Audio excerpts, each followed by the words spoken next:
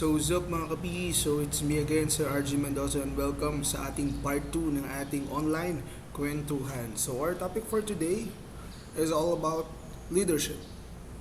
Leadership is a set of skills that you can learn. Okay, so the first thing we need to remind ourselves, this is the common misconception about leadership.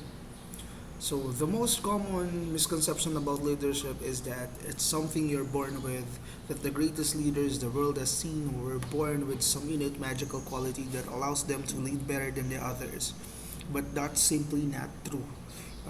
Yes, ito yung kadalasan na misconception na akala natin na tama o akala natin ganito yung process ng pagiging isang leader. Akala natin yung mga leaders ay ipinapanganak na leaders na agad. Akala natin yung isang tao ay pinapanganak na magaling na kaagad o sobrang knowledgeable na kaagad. So no, okay, hindi yun po ganun. Always remember this. When we say leadership, napapractice yan. Sinasana yan. Every time or every lessons na matututunan niya, that serves as his experience or that serves as his motivation or inspiration. Always remember that walang sinilang na magaling ka agad. Walang sinilang na leader na agad. Okay, pinag-aaralan yan. All throughout the day, o every experience mo may natututunan kang lesson or insights about that particular experience. So, ganun din sa isang leader. Natututunan niya yan. Natututunan niya dahil nakikita mo sa iba kung anong quality meron sila. Nakikita mo sa isang tao kung ano yung meron siya na wala ka. So, that's why may tendency na pwede mong i-adopt yan. More on adaptation yung mga yung mga qualities ng ating leaders. Hindi porket magaling siya o ibig sabihin kaya niya na mag-lead. Okay, hindi ganun yun. Okay, meron tayong different traits and characteristics yung isang leader. Okay, so that is the most common misconception when we say leadership. Okay, so here are 5 advantages of educational strategies that are aimed at student leadership. The first one is what we call boosting leadership skills. So like what I said before, yung isang leader ay marami ang traits or marami ang characteristics. So it is not enough for a student to decide that they want to be a leader. The making of a good leader is not something that is inherited. Students have to work compulsively on their leadership skills. Tapos, meron ako ditong pinrovide ng mga different fundamental aspects or different characteristics of a leader. Okay, so the first one is what we call communication skills. Dapat magaling tayo makipag-usap o dapat magaling tayo makipag-communicate or collaborate sa iba nating ka-member o sa ibang taong nakakasalamuhan natin. Second one, decision-making skills. Dapat dito, you have to work hard and you have to work smart as a leader. Kailangan yung mga decisions mo is always in a good way or always in a good thing or in a right thing. Next, organizing skills. Organizing skills, it means dapat you're able to organize the different problems, the way you solve the problems. Dapat marunong ka mag-organize sa isang grupo or ng isang organization as a leader. Another thing din, dapat alam mo sa sarili mo yung mga ginagawa mo, organize ka sa mga kagrupo mo, organize ka doon sa mga members mo. Okay, so the next one is what we call the action planning. Okay, so syempre meron tayong planning na tinatawag or pagpaplano kung ano ba yung gagawin nating move para ma-achieve yung goal natin. Syempre meron din tayong tinatawag na action planning. Okay, so make sure na dapat every action na ginagawa natin is pinag-iisipan natin maigi or tinitignan natin kung tama ba o mali yung ginagawa natin. Okay, action planning, hindi lang dapat tayo basta more on planning or pag-iisip ko ano yung gagawin. Dapat sasamahan natin to ng action or ng move o ng kilos na tinatawag ng sa ganun ma-achieve natin yung vision or yung goal natin. Next, strategic thinking. Okay, like what I said before, we have to work smart. Work smart na kung saan meron tayo dapat mga different strategies and methodologies on how we achieve our goals easily. Okay, as a leader, dapat marami tayong mga different activities o marami tayong different plans or strategies when it comes in leadership or when it comes in handling our group. Okay, another thing, risk management. Ano ba yung risk management na yan? Ayan, tumunog pa yung Shopee ko, sorry. Okay, risk management na yan. Okay. So, dapat alam natin yung mga possible risk na pwede natin ma-encounter, especially sa isang grupo.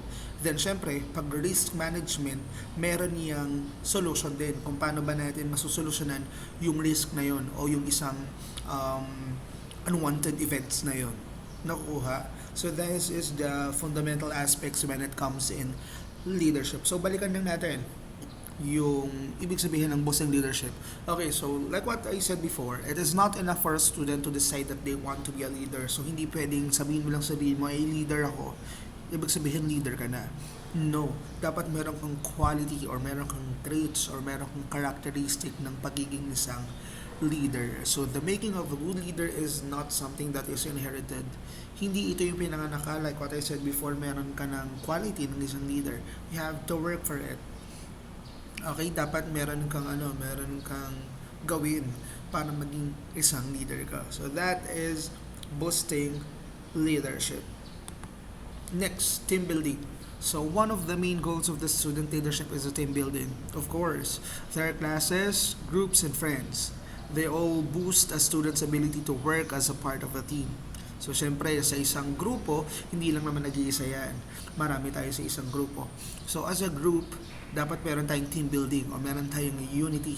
Kailangan natin mag-work as one, kailangan natin mag-collaborate as one para nang sa ganun, sabay-sabay nating lahat ma-achieve yung vision or yung goal natin.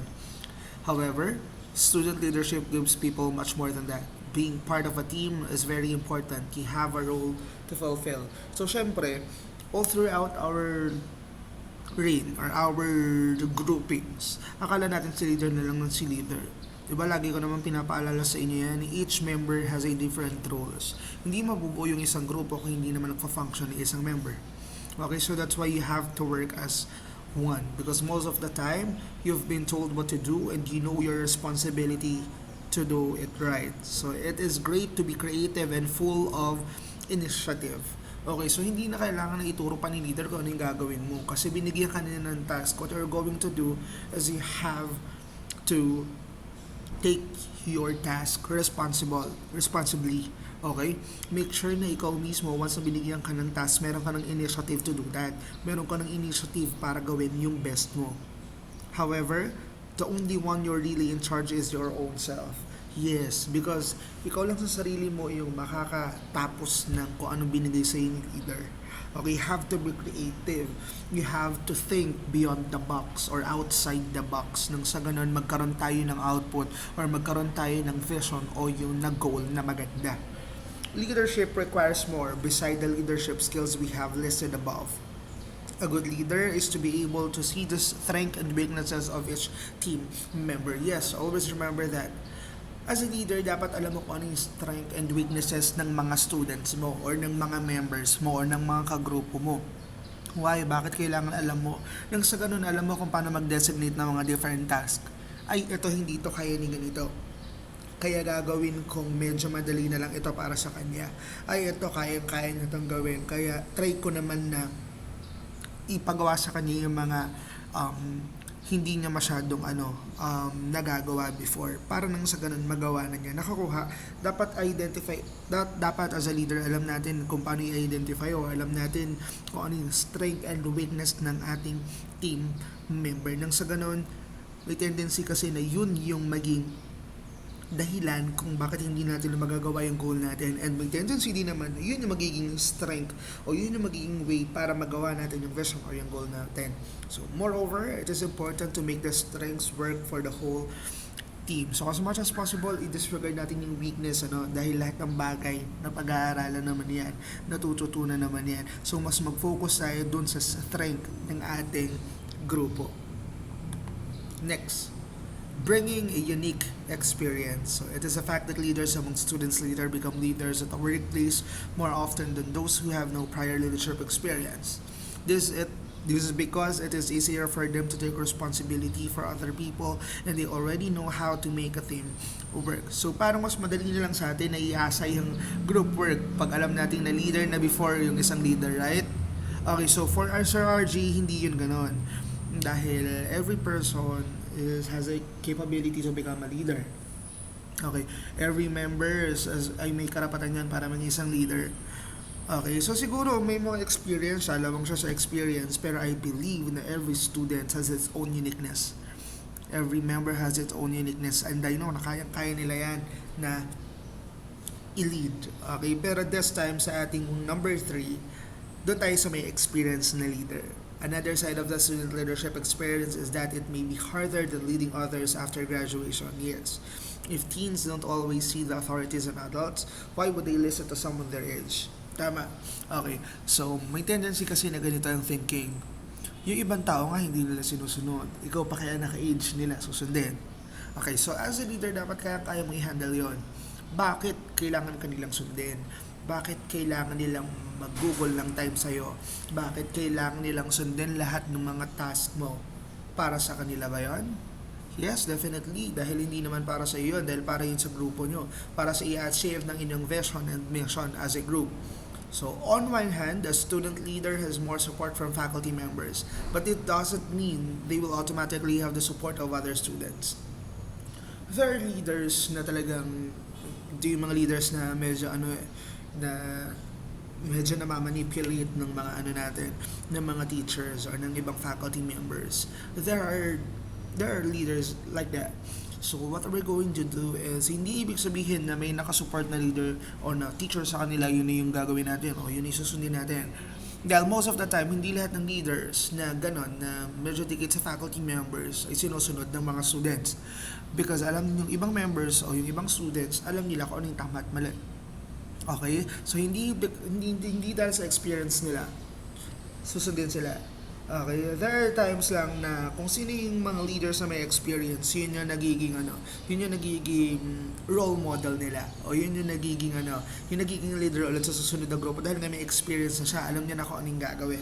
Pero for me, disclaimer lang, for me, hindi ibig sabihin nun is hindi mo na kayang gawin yung ginagawa niya. So, kaya mong gawin yun. Kinukulang lang din talaga sa motivation or sa inspiration.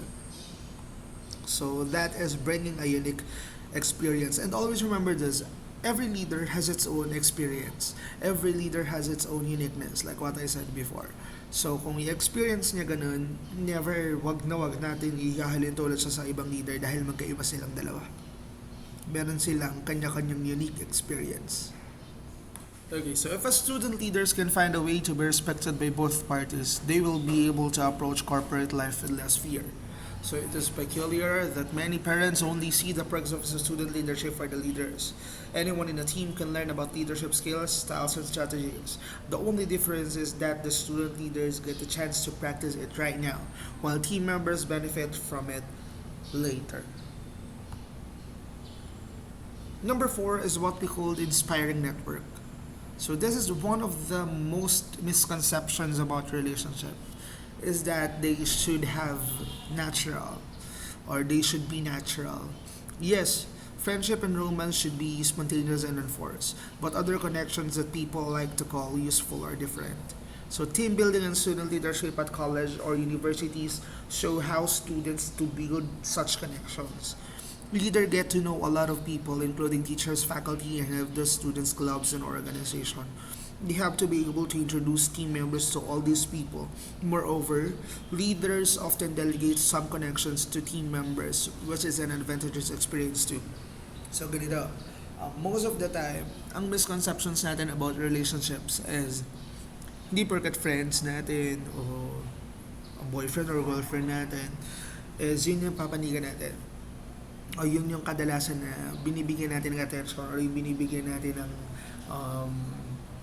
paano ba yung tawag dito? Binibigyan natin sila ng full attention or ng privilege, yon, ng privilege. Hindi porket kaibigan natin yan, sila na lang sila lagi yung magiging group natin o yung magpapanigan natin, especially sa idea. For example, nagpaplano kayo dahil nga kaibigan mo itong tao na to, siya yung paniniwalaan mo because kaibigan mo siya. So hindi ganoon.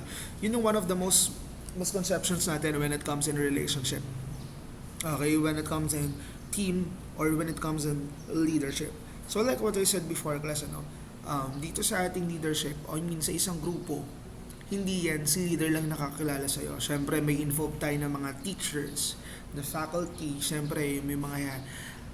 Iba tayong organizations na mamimit o makikilala. So therefore, hindi lang doon sa grupo nyo umiikot yung storya ng lahat. O hindi lang doon sa grupo nyo umiikot yung role ninyong lahat. So you have to become a role model. You have to inspire other people as a leader.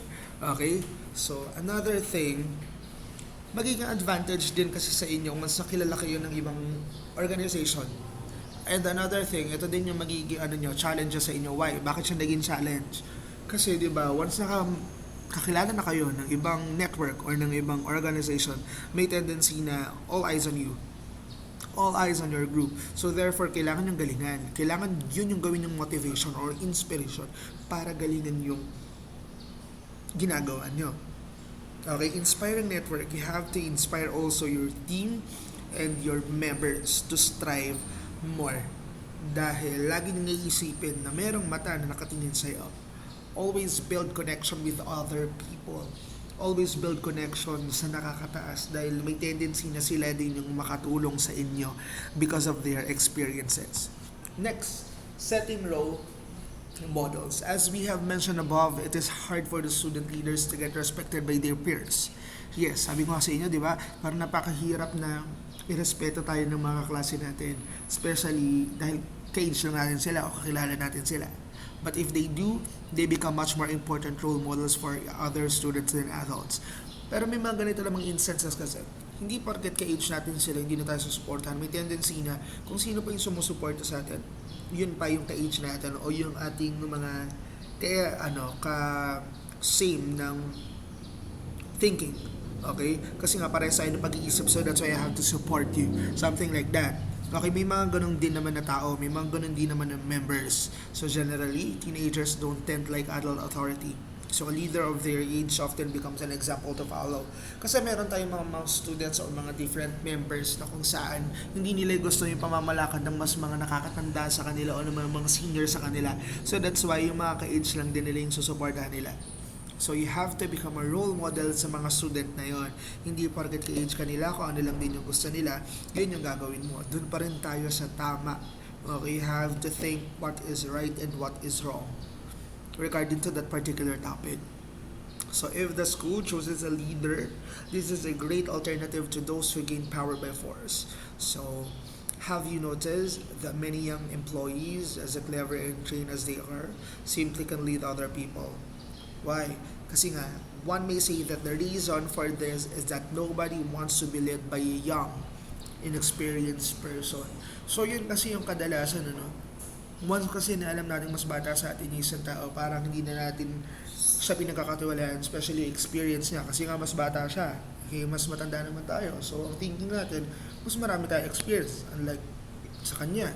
So alisin natin yung ganong mindset. Hindi porket mas matanda tayo, yung tayo na yung maraming alam.